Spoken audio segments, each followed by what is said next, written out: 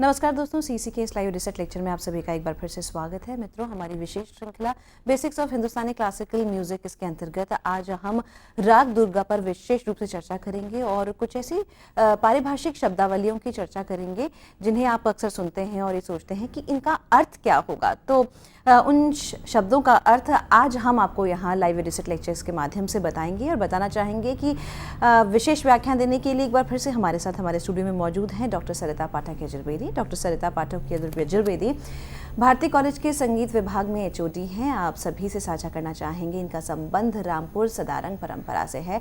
आप शिष्या हैं पंडित शंकरनाथ पाटिल जी की और विदुषी श्रीमती सुलोचना बृहस्पति जी की। आप नित्य प्रति सीसी के लाइव रिसेट लेक्चर्स के माध्यम से सभी छात्र छात्राओं को पठन की और पाठन की जो है सामग्री उपलब्ध कराती हैं।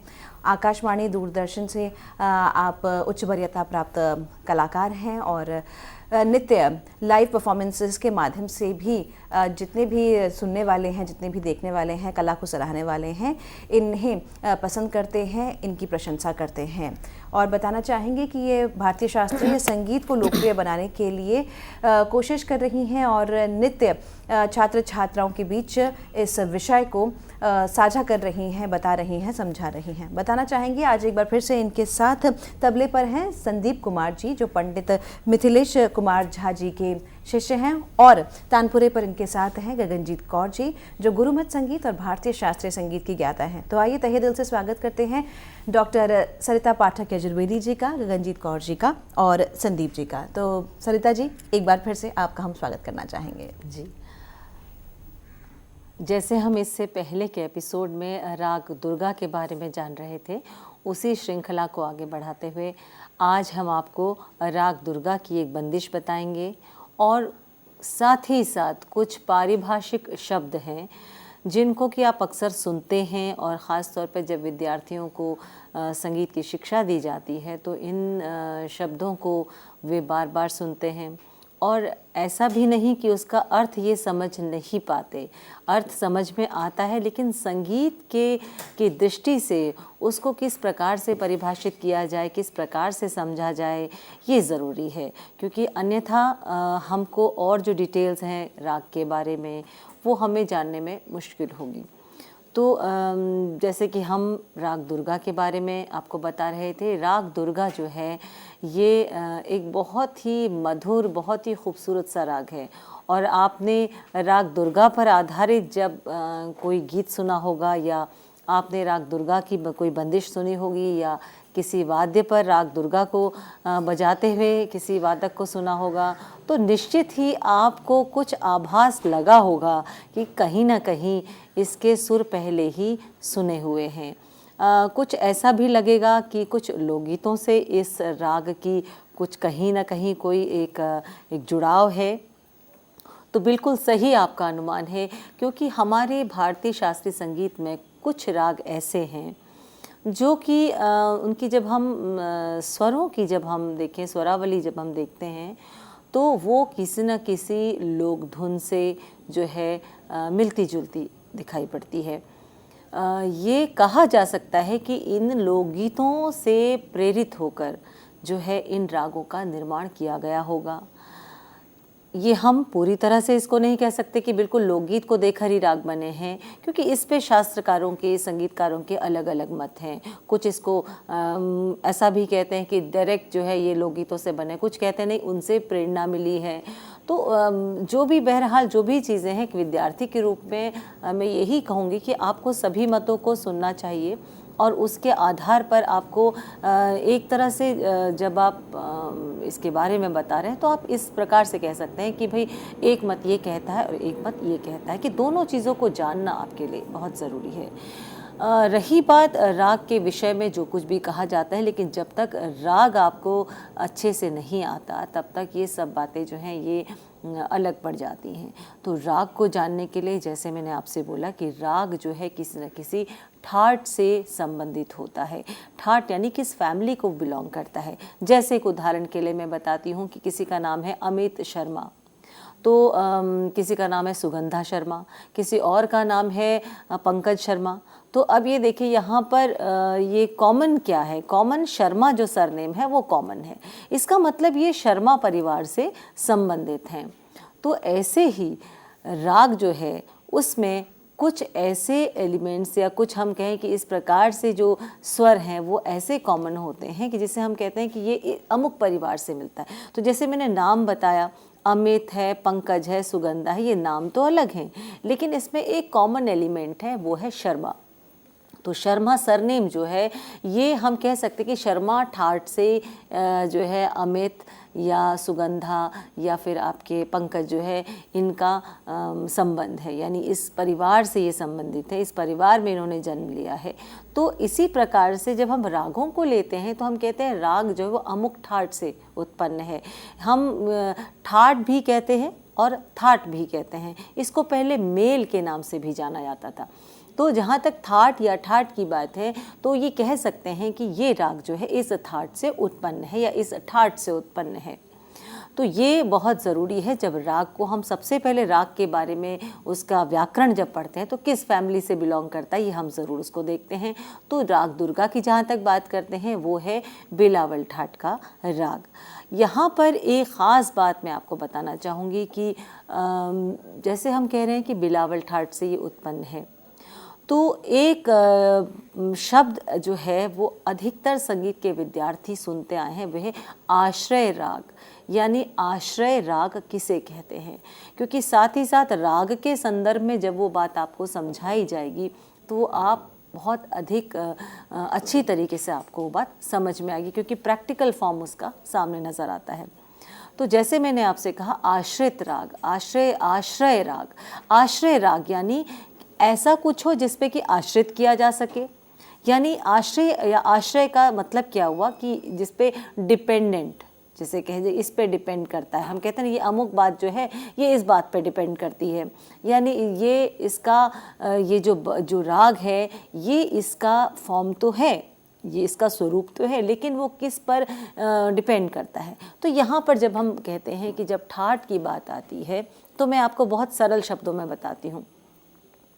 हिंदुस्तानी शास्त्रीय संगीत में आज के संदर्भ में हम आधुनिक समय की बात करते हैं तो 10 थाट है, यानी 10 अलग अलग तरह की रागों की कैटेगरीज हैं, जिसमें कि सभी रागों को अलग अलग कैटेगरीज में डाल दिया जाता है। यहाँ पर ये ध्यान दें कि जब हम रागों को इन अलग अलग ठाटों में विभाजित करते हैं तो उसका मुख्य जो एक कहा जाए कि क्या चीज़ है, मुख्य लक्षण क्या है जिसके आधार पर हम इन अलग अलग ठाटों में डालते हैं, वो है कि राग या उस राग में जो स्वर प्रयोग होते हैं, जो आरोह में या अवरोह में जो भी स्वर प्रयोग होते हैं उसमें स्वर का कौन सा रूप यानी कौन सा स्वरूप प्रयोग हो रहा है।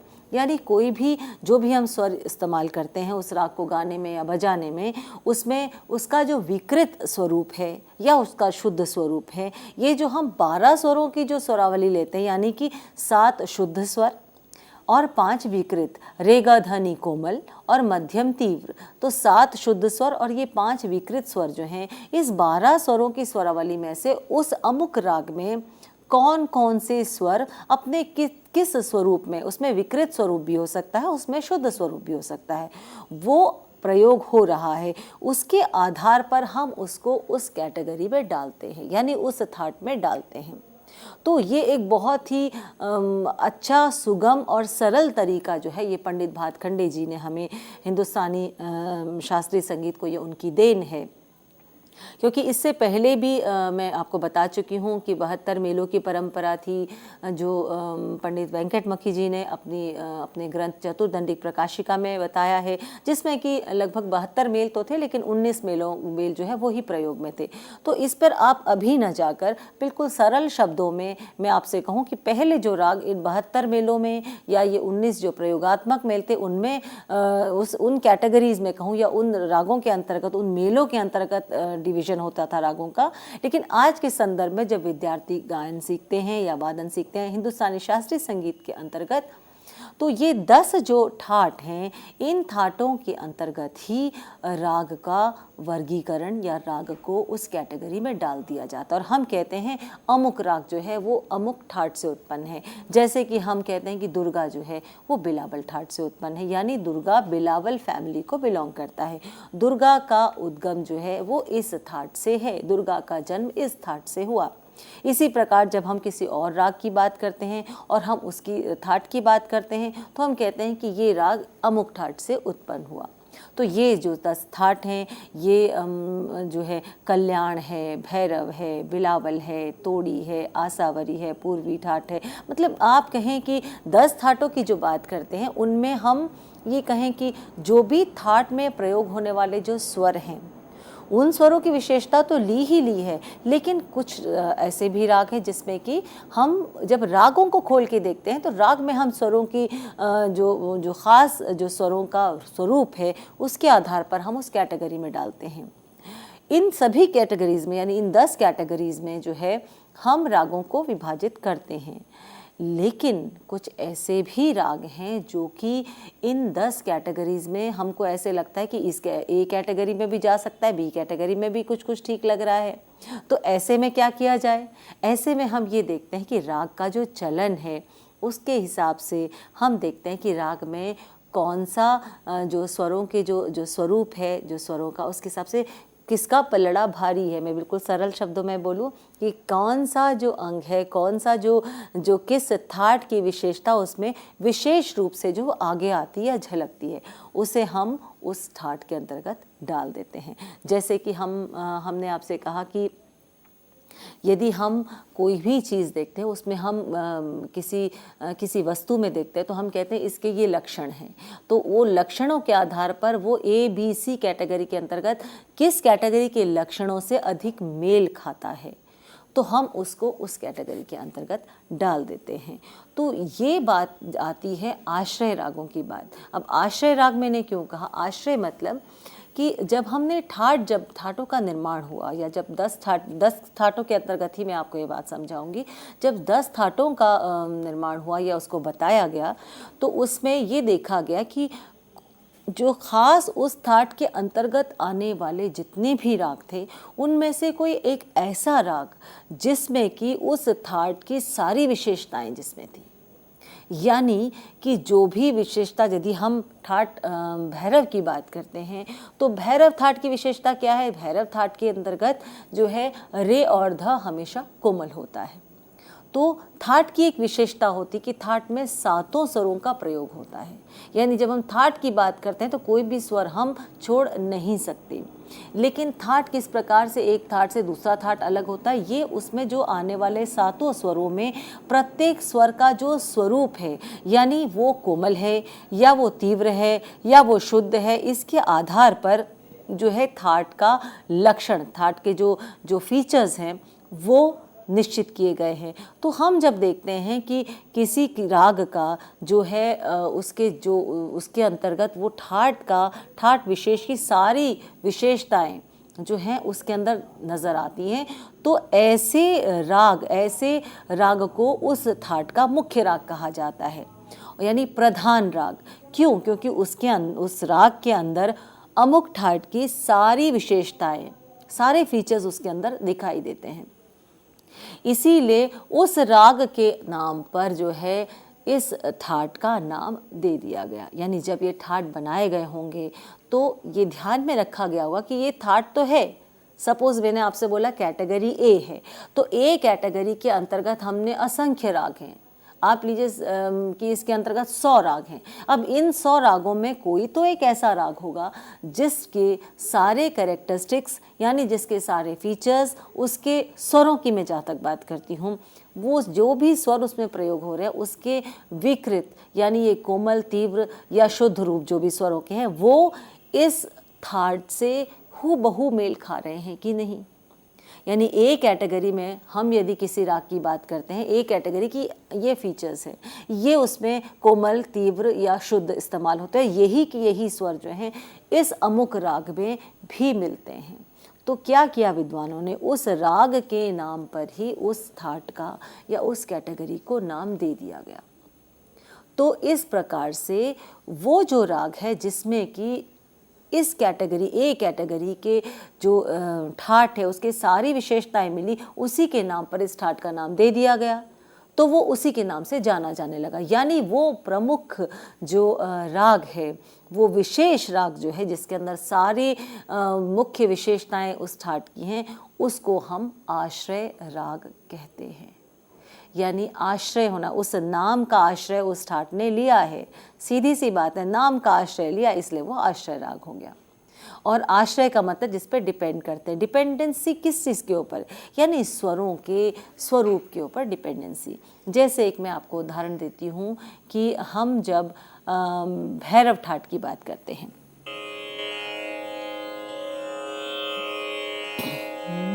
हालांकि अब दुर्गा गाने की बात थी तो मैंने इसमें मध्यम को मिला है। जब ठाट की बात करते हैं तो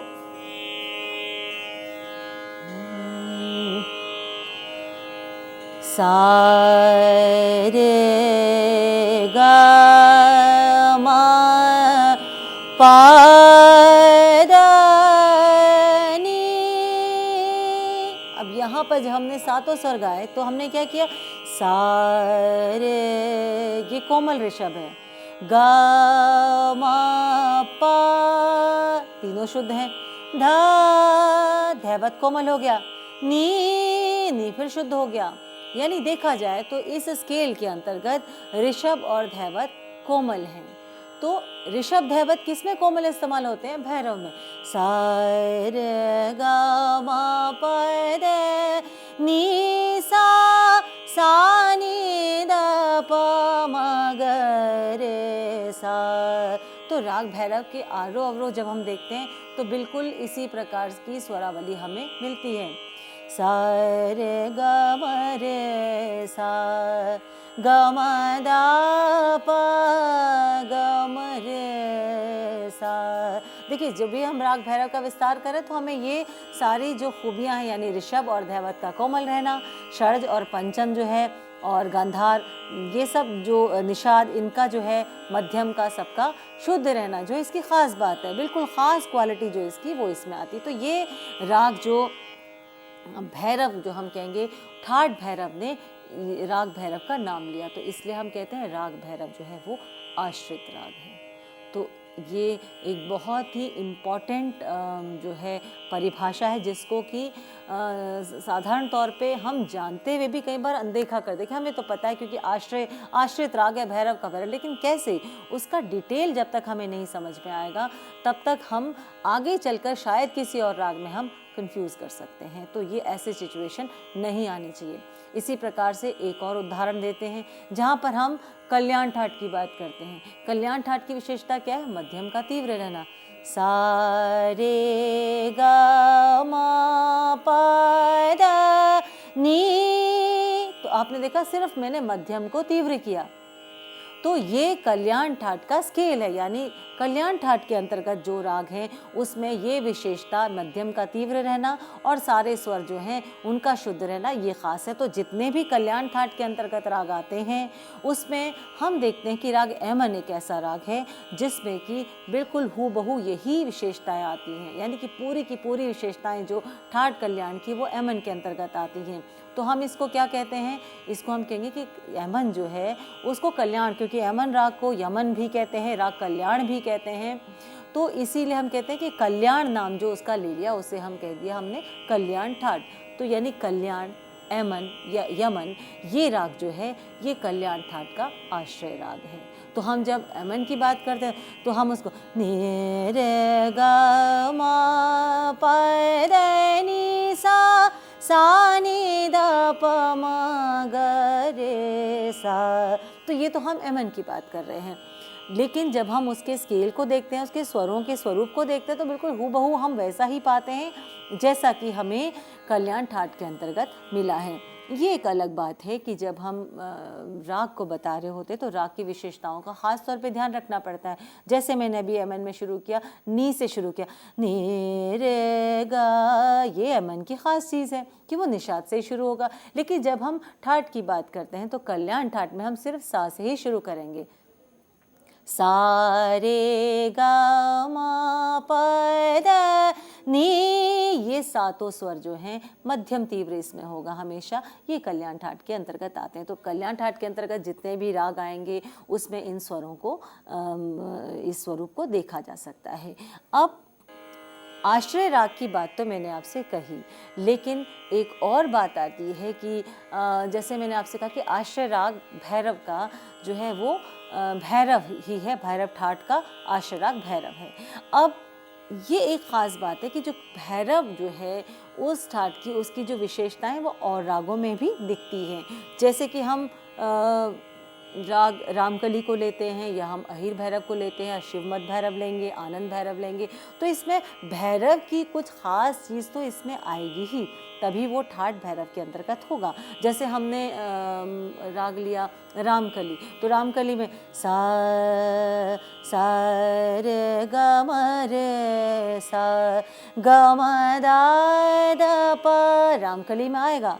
और उसको अलग कैसे होगा, ग म दा द प द म प ग म रे सा रे ने सा। तो रामकली की भी तो अपनी कुछ खास चीज़ होगी, उसकी अपनी कुछ विशेषताएं होंगी, लेकिन उसमें क्योंकि ये भैरव ठाट के अंतर्गत है तो उसमें भैरव ठाट की क्या विशेषताएं आएंगी, उसमें ऋषभ और धैवत कोमल है, तो ये विशेषता खास है, इसलिए उसको भैरव ठाट के अंतर्गत डाल दिया गया। इसी प्रकार से जब हम अहिर भैरव को लेते हैं तो अहिर भैरव में क्या खास चीज़ है, देखिए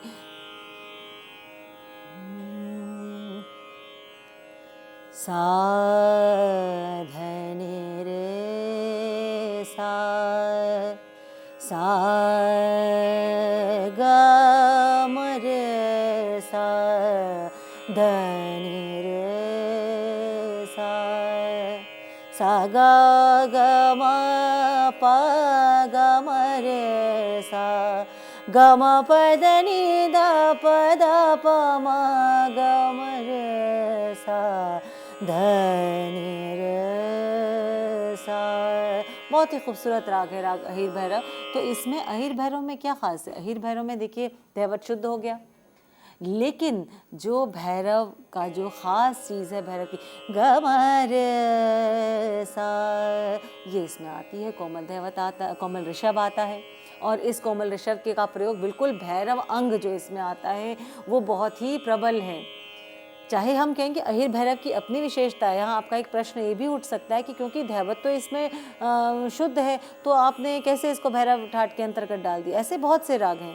हम ये देखेंगे जब राग का हम चलन देखते हैं, स्वरों का जब हम राग में जो भी स्वरों का जो इस्तेमाल हो रहा है उसका जो एक स्वरूप आता है, उसके अलावा जब हम राग का चलन देखते हैं उसमें कौन सी प्रबलता है, किसकी बाहुलता है, किस अंग का कौन, जिस जो ठाट की हम बात करते हैं तो भैरव का जो आश्रित जो राग है उसकी कुछ उसका जो अंग है वो ख़ास तौर पे कहाँ आता है, इसका भी हम ध्यान देंगे कि वो कितना प्रबल है। उसके आधार पर देखा जाए तो अहिर भैरव में कोमल निषाद का भी प्रयोग होता है। तो एक प्रश्न ये भी उठ सकता है कि खमाज ठाट के अंतर्गत कोमल निषाद आता है, तो हमने उसको खमाज में क्यों नहीं डाला या काफ़ी में क्यों नहीं डाला। हम ये देख रहे हैं कि उसकी प्रबलता जो है, जब राग के चलन को देखते हुए उसकी प्रबलता को देखा जाए तो वो कहाँ पर स्टैंड करता है, वहाँ पर क्या मेन चीज़, कौन सा ज़्यादा पावरफुल है। मैं एक बिल्कुल सिंपल लैंग्वेज में बोली कौन सा ज़्यादा पावरफुल है, तो हम देखिए भैरव का जो अंग है जब वो ज़्यादा पावरफुल है, तो इसीलिए उसको हम बार बार उसका इस्तेमाल करते हैं। तो ये चीज़ जो है, ये आश्रय राग जो है उसकी एक ख़ास विशेषता है। और राग के अंतर्गत अब जब हम आपको समझा रहे हैं कि ठाट के अंतर्गत जो है वो राग का किस प्रकार से राग जो आता है उसका वर्गीकरण होता है, तो ये ख़ास चीज़ है। अब आते हैं राग दुर्गा के ऊपर। तो राग दुर्गा जो है वो बिलावल ठाट के अंतर्गत आता है। बिलावल ठाट की विशेषता क्या है? बिलावल ठाट की विशेषता है कि सारे स्वर उसमें शुद्ध होते हैं, सा से लेके निषाद तक सातों स्वर जो हैं उसमें शुद्ध होते हैं। तो वो बिलावल बिल्कुल एक सहज सिंपल जो स्वरों को देखते हुए मैं ठाट की बात करती हूँ, क्योंकि ठाट अपने आप में एक सीधा साधा स्केल कहूँगी। इस ठाट में कोई आपको बहुत आनंद की अनुभूति नहीं होगी। ठाट में कहते हैं कि एक रंजकता नहीं होगी, जिसे हम राग की विशेषता कहते हैं कि रंजकता का होना बहुत ज़रूरी है, यानी मन को अच्छी लगे, सुनने में अच्छी लगे। ठाट सीधा सीधा आरोह होता है ठाट में, यानी स्केल बताता है कि ये एक स्केल है, इस स्केल से इसमें राग को चल रहा है। तो यहाँ राग दुर्गा की बात करते हैं तो स्वरों के आधार पर हमने देखा कि सारे स्वर जो है दुर्गा में वो शुद्ध हैं। षडज, ऋषभ, मध्यम, पंचम, धैवत, ये सारे स्वर इसमें शुद्ध हैं। तो इसके आधार पर इसको बिलावल के अंतर्गत रखा गया है, जो बिल्कुल सही है। वैसे देखा जाए तो बिलावल ठाट का जो आश्रय राग है वो है बिलावल। तो जब हम बिलावल राग की बात करेंगे तो वो और अधिक आपको डिटेल में समझाएंगे। तो मैं समझती हूँ कि जो हमने आश्रय राग की बात की, दुर्गा के आधार पर भी हमने आपको समझाया। और आश्रय राग एक बहुत ही इम्पॉर्टेंट एक टॉपिक होता है विद्यार्थियों के लिए, ख़ास तौर पे जो विद्यार्थी अंडर ग्रेजुएट जो विद्यार्थी हैं उनके लिए बहुत ज़रूरी है कि ये सब इन चीज़ों को वो जानें।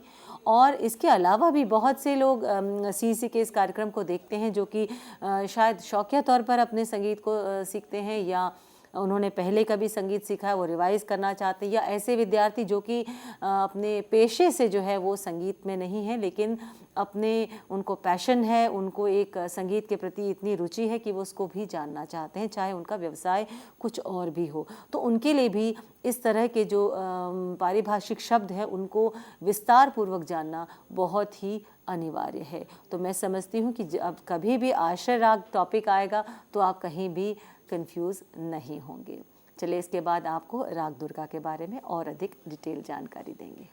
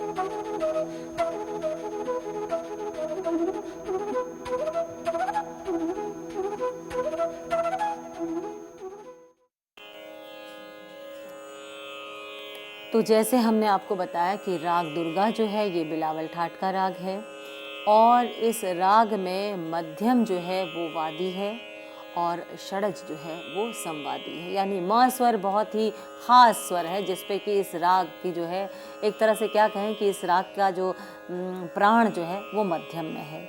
मध्यम और षडज इसका वादी और संवादी है। इसके आरोह अवरोह देखते हैं और फिर हम एक बंदिश पर आते हैं।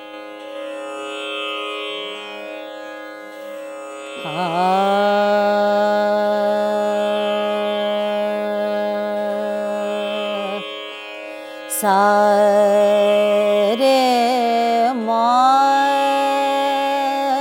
पा धा सा धा पा मा रे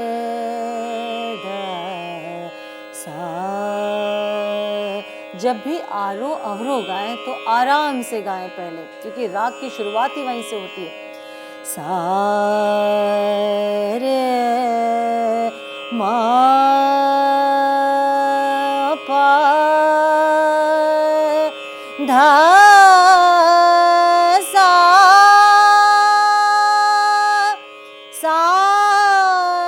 धा पा मा रे धा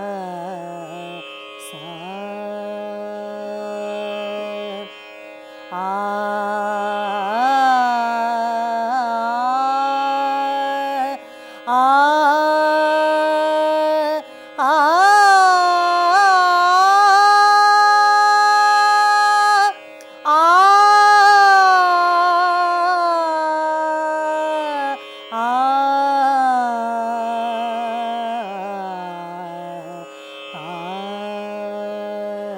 आरोह अवरोह से राग का एक हमें पता चल जाता है कि राग जो है वो अब कैसे, उसमें कौन कौन से स्वर प्रयोग हो रहे, राग को अब कैसे हमने आगे बढ़ना है।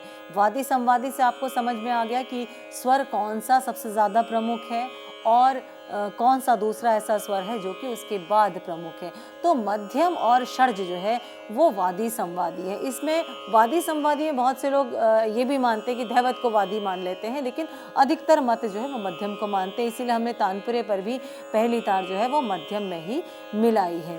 अब इस राग को गाते समय ये ध्यान, समय की जहाँ तक बात है, रात्रि का राग है और रात्रि के दूसरे प्रहर में इस राग को गाया जाता है।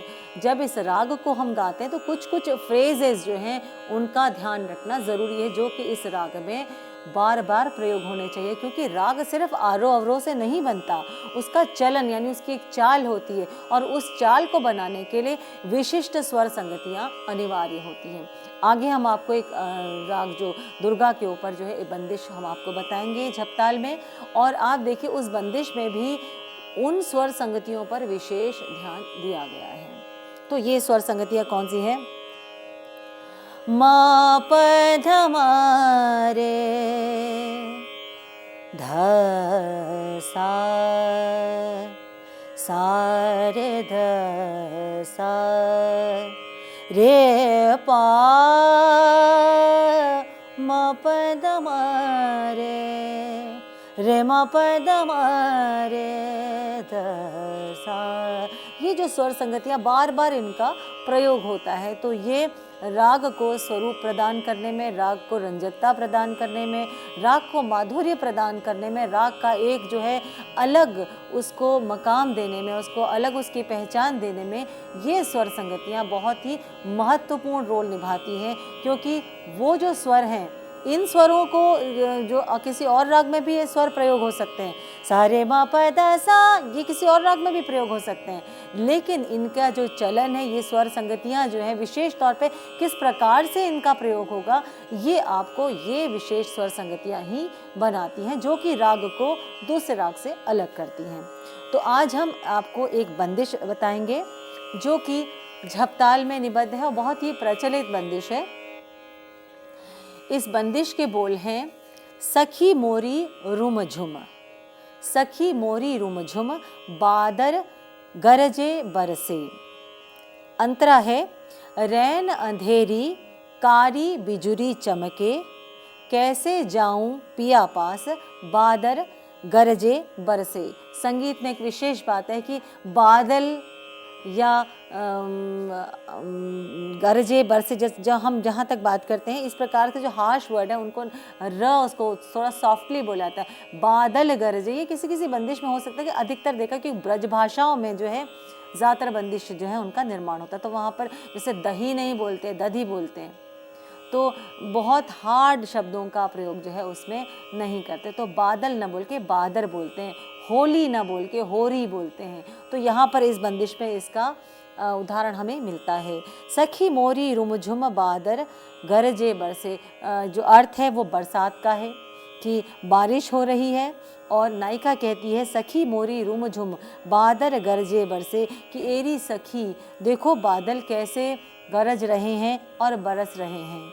रैन अंधेरी कारी बिजली चमकी, रात अंधेरी रात है, कारी बिजली जो है वो चमक, यहाँ काली शब्द इस्तेमाल नहीं किया गया, कारी इस्तेमाल किया गया। कैसे जाऊं पिया पास, में अपने पिया से मिलने के लिए किस प्रकार से जाऊं, क्योंकि बहुत ज़ोर से रुमझुम बारिश जो है वो आ रही है, बादल गरज रहे हैं, ऐसे में मैं अपने प्रिय से मिलने कैसे जाऊं। ये इसका साहित्य है और उसका अर्थ है। अब ये झपताल में ये बंदिश है। एक बार तबले पर हम झपताल देखते हैं। धी ना धी धी ना धी ना धी धी ना, 1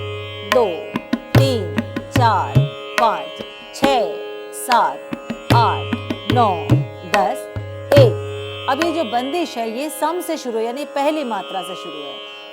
धी ना,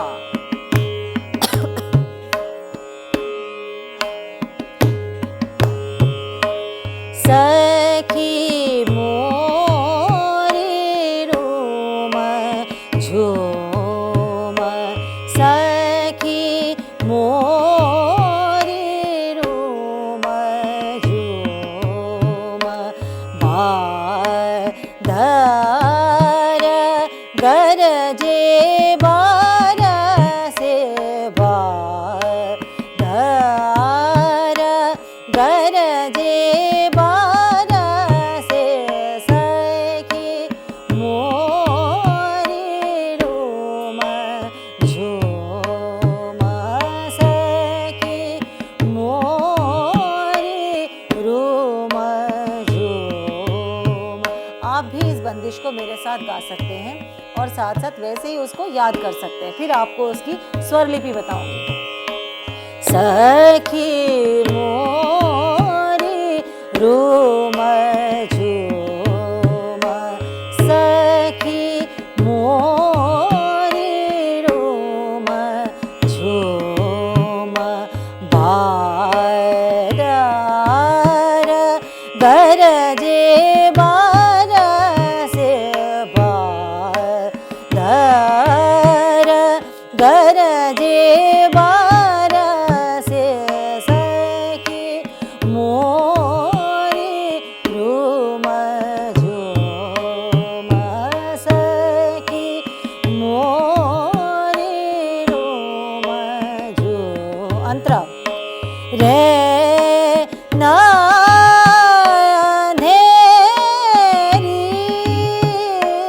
रे ना अंधेरी,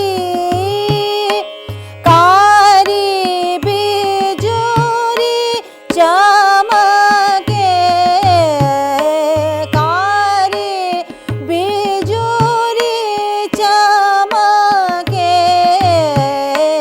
कैसे जाऊं पिया पास, कैसे जाऊं पिया पास, बाधर गरजे बार से, बाधर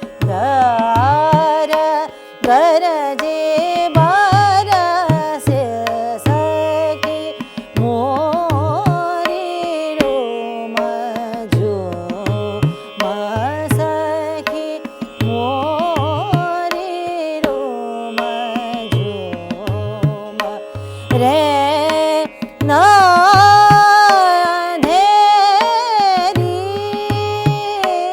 रे ना अंधेरी, कारी बिजुरी चमके,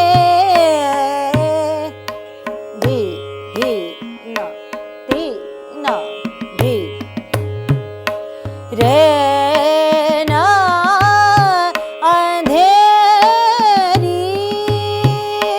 कारी बिजुरी चमके, कैसे जाऊं पिया पास, कैसे जाऊं पिया पास, बाधर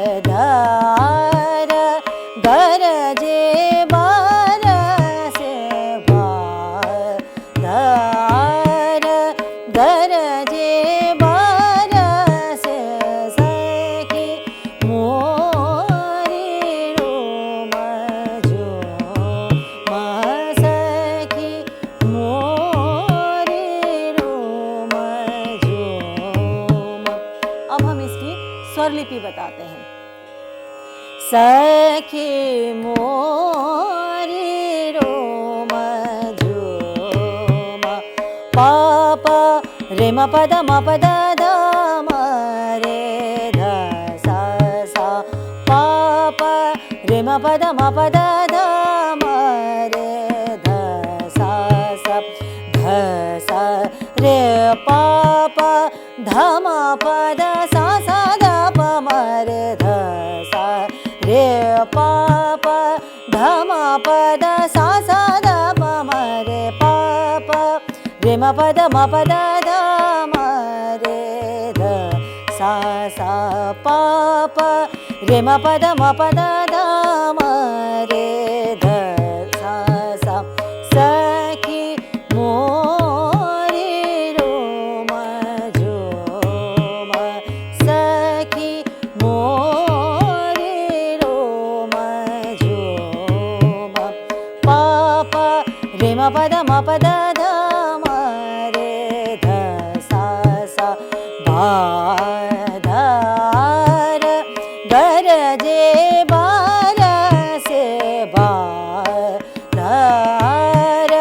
गरजे बार से ध सा रे पा पा ध म प द सा सा द प म रे बाधार गरजे बार से सखी मोरी रोम झूम रे ना धेरी रे ना अंधेरी मा प ध सा सा सा रे ध सा सा मा प ध सा सा सा रे ध सा सा कारी बिजुरी चमके कारी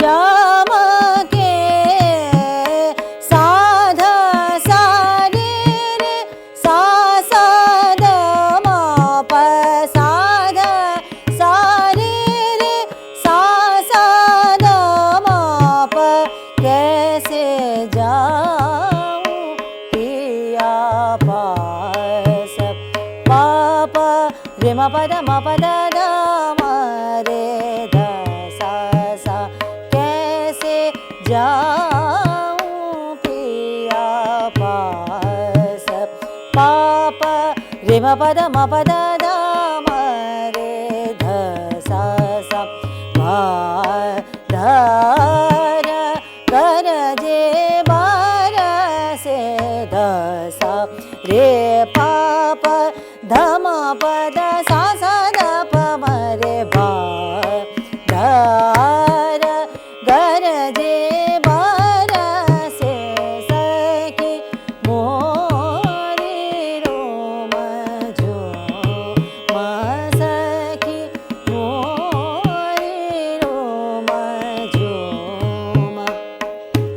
तो हमने जब इस बंदिश को गाया तो आप देखिए कि कुछ कुछ जो स्वर संगतियाँ इसमें बताई गई हैं वो स्वर संगतियों का प्रयोग भी इसमें बखूबी हुआ है। जैसे ध म रे ध सा सा रे म प द म प द रे म प द म प द ध म रे ध सा सा सा रे ध सा सा रे म प द म प द ध सा रे सा द ध म प द म प द सा द प। ये सारी स्वर संगतियों का जो मेल होता है उसको मिलाकर जब राग बनाते हैं तो एक विशेष बात आती है कि राग जब बनता है उसमें रंजकता यानी वो अच्छी लगनी चाहिए सुनने में और मन को अच्छा लगना चाहिए, वो बहुत ज़रूरी है। तो इतना खूबसूरत सी ये बंदिश है, इतना खूबसूरत सा ये राग है। इसको जब हम सीधे सीधे सीखते हैं यानी जैसे मैं आपको स्वरलिपि गाकर बताती हूँ, क्योंकि बहुत से विद्यार्थियों ने कहा कि इसकी नोटेशन आप ज़रूर बताइए। नोटेशन मैं आपको बता दूंगी आगे आने वाले जो सीरीज़ है उसमें आपको ज़रूर आपको नोटेशंस भी मिलेंगी, लेकिन जिस प्रकार से नोटेशन मैं गाकर आपको बता रही हूँ, यदि आप उसको एक बार सुनकर उसको याद करके और फिर आप उसको लिखें तो वो आपके लिए हमेशा के लिए आपको याद हो जाएगी। क्योंकि जब हम नोटेशन को देख के गाते हैं तो उतनी जल्दी याद नहीं होती, जब हम उसको सुनते हुए गाते हैं, देखिए संगीत जो है वो सुनने की विधा है। संगीत को जितना सुना जाए उतना संगीत आता है। तो आप नोटेशंस को सुन सुन के पहले याद करिए और फिर बंदिश को याद करिए, उसके बाद आप उसको लिखिए। हम आगे आने वाले जो भी हमारी सीरीज़ रहेंगी उसमें हम आपको नोटेशन कैसे लिखते हैं और नोटेशन को किस प्रकार से पढ़ा जाता है, ये सब हम आपको बताएंगे। तो यहाँ जो ये बंदिश की मैं बात करी, इस बंदिश को बिल्कुल सीधे सरल तरीके से इस प्रकार से गाया जाता है। अब जब हम इसको परफॉर्म करते हैं तो उसको हम थोड़ा उसमें चेंजेस भी ला सकते हैं। उसके ये ध्यान रखना चाहिए कि राग के नियम से बाहर न जाए, क्योंकि हम यदि स्वर का इस किसी और तरीके से इस्तेमाल करेंगे तो राग जो है वो बेराग भी हो सकता है, कोई दूसरा राग भी बन सकता है, राग की विशेषताएं ख़त्म हो जाएंगी, राग के मुख्य लक्षण ही उसमें नहीं रहेंगे, तो राग बिगड़ भी सकता है। इसलिए राग को बिगाड़ते हुए नहीं बल्कि उसको संवारते हुए उसी प्रकार से जिससे कि राग जो है और अच्छे से खिल कर सामने आए, तो ये हमें विशेष रूप से ध्यान देना चाहिए। अब किस प्रकार से इसको थोड़ा सा जब हम परफॉर्म करते हैं हम उसको कैसे इसको चेंज कर सकते हैं, क्योंकि इस राग में मुर्कियाँ खटके बहुत खूबसूरत तरीके से इसको लिया जा सकता है। अब कैसे इसको परफॉर्म करते हुए किस प्रकार से गाएंगे?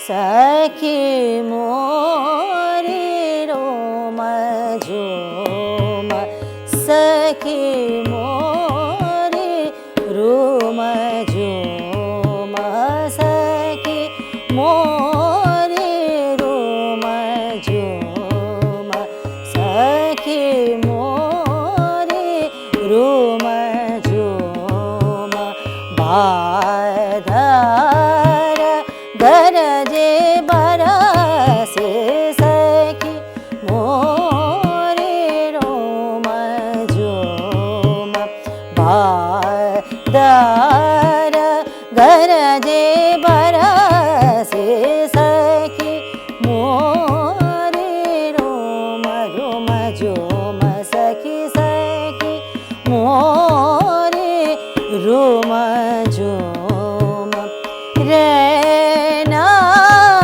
अंधेरी, रैना अंधेरी, कारी बिजुरी चमके, रैना अंधेरी, कारी बिजुरी चमके, कैसे जाऊं पिया पास, कैसे जाऊं पिया पास, बाधर गरजे बरसे सखी मोरे रोम रोम झूम, सखी सखी मोरी रोम झूम,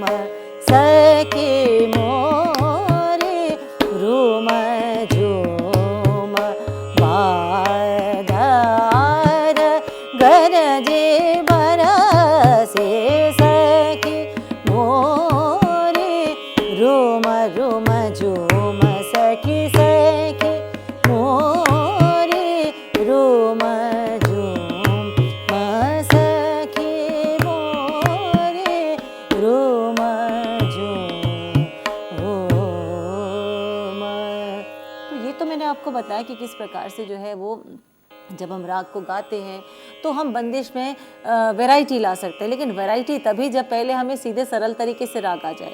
और उसको गाते समय ये जो वेरिएशंस होती हैं ये गाते गाते धीरे धीरे आपको अपने आप आना शुरू होंगी। जब आप राग के विस्तार को करेंगे तो राग का जो विस्तार है वो भी हम आपको बताएंगे। जब हम दुर्गा की बात करते हैं तो ये ख़ास तौर पे ध्यान रहे कि हम किसी भी राग की बंदिश की बात करें, दुर्गा ही की ही क्यों, हम कोई भी राग की बंदिश लेते हैं तो हमें ये ध्यान रखें कि भाव जो है उस राग का, उस बंदिश का वो प्रबल होना चाहिए। यानी कि राग का व्याकरण तो हम जो है उस तो लेंगे ही लेंगे, साथ में हम यदि उसको सीधा सीधा व्याकरण के तौर पर गाएंगे तो शायद वो उतना रंजक नहीं होगा। उसको जब हम थोड़ा सा बनाकर लाग से मीन के साथ गाएंगे या जो उसमें खटके मुर्की कण जो इस्तेमाल होते हैं उनको जब हम उस प्रकार से प्रयोग करेंगे तो तब जाके बंदिश जो है वो पूरी तरह से जो है वो रंजक होगी या सुनने में अच्छी लगी, गाने में अच्छी लगी। इस राग को यदि हम सीधे सीधे गाएं, सखी मोरी रोम झूम, सखी मोरी रूम झूम। देखिए वो फील ही नहीं है, जब हम गाते हैं उसको बनाकर गाना, यानी उसको फील करके गाना। सखी मोरी रूम झूम, तो रूम झूम पे आप देखिए रू पे एक छोटा सा कंपन आता है, उसको विशेष तौर पे लीजिए तो वो राग, वो बंदिश को भी निखारेगा, राग को भी संवारेगा। सखी मोरी, तो ये बहुत मधुरता के साथ ये स्वर लिपि, रे म पद म पद ध, सखी मोरी रे म पद म पद ध, म रे ध सा सा, सखी मोरी रूम झूम, तो रूम झूम। तो आप देखिए किस पर म रे ध सा सा, जो राग की विशेषता है वो भी इसमें आई। और जहाँ तक रही ताल की, ताल का आप बार बार अभ्यास करें, क्योंकि तबला कोई भी बजाए, कोई भी संगत करे तबले के साथ, ताल की कमांड आपको अपने हाथों पे लेनी ही होगी। क्योंकि जब यदि आपकी ताल पक्की है तो ये ज़रूरी नहीं कि आपके साथ कोई तबला वादक ही आपको रियाज़ कराए, आप अपनी ताल के हिसाब से भी अपना अभ्यास कर सकते हैं। और आजकल क्योंकि आप देखिए तालमाला जो है बड़े आसानी से उपलब्ध हो गई है, उसके आधार पर भी आप प्रयास कर सकते हैं। अलग बात है कि तबले को का पर्याय हम उसको नहीं कह सकते, क्योंकि तबला जो है उसकी संगति अपने आप में विशेष है। गाने के लिए, परफॉर्मेंस के लिए तबले की ही संगति होनी चाहिए। लेकिन यदि आपको उपलब्ध नहीं है अपने रियाज के लिए, तब आप तालमाला को ले सकते। कम से कम आपको तालों के विषय में जानकारी मिलेगी, आप उस लय में चलेंगे, आप उससे बाहर नहीं भटकेंगे और आपका रियाज भी होगा। तो इस चीज़ का विशेष तौर पे ध्यान रखना चाहिए। जहाँ तक मैंने बात की राग दुर्गा की, और ये मैंने आपसे कहा कि कुछ ऐसे राग हैं जिनका संबंध लोकगीतों से है, तो लोकगीतों से प्रेरित होकर कुछ राग बने हैं, उनमें राग दुर्गा का भी नाम आता है। अब हम आपको एक ऐसा लोकगीत में आपको गाकर बताती हैं। आप देखिए उस लोकगीत को गाते गाते आपको लगेगा कि ये राग दुर्गा जो है उसकी बिल्कुल आसपास ही घूम रहा है, छाया जो है उसकी नज़र आ रही है। ये एक पहाड़ी लोकगीत है जिसके बोल हैं, कैले बाजे मुरली ऊंची नीची डांडू में। एक नायिका जिसके पति जो है वो फौज में है, तो वो फौज में कहीं बाहर उनकी पोस्टिंग है, तो वो कह रही है कि पहाड़ों के बीच में, ये ऊंचे नीचे पहाड़ों के बीच में, छोटी छोटी पहाड़ियों के बीच में किसने मुरली बजाई, जिसने मेरे हृदय को जो है छू दिया है, मेरी पीड़ा को उजागर कर दिया है, क्योंकि वो उसको ये बांसुरी की धुन भी उसे अच्छी नहीं लग रही है, क्योंकि उसके जो पति हैं वो परदेश में हैं। तो ये इतना खूबसूरत सा जो है एक गीत है। इसमें देखिए राग दुर्गा के स्वर आपको बिल्कुल स्पष्ट रूप से दिखाई देंगे।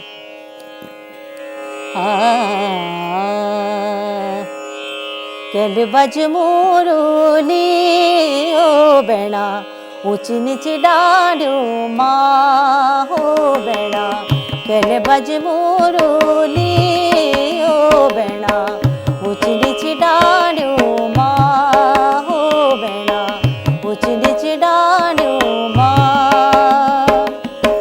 मुरली की धुन सुनहिया भरिए ग्यो, मुरली की धुन सुनहिया भरिए ग्यो, को पापिल मेरो बेणा मन दुख है छो, को पापिल मेरो बेणा मन दुख है छो।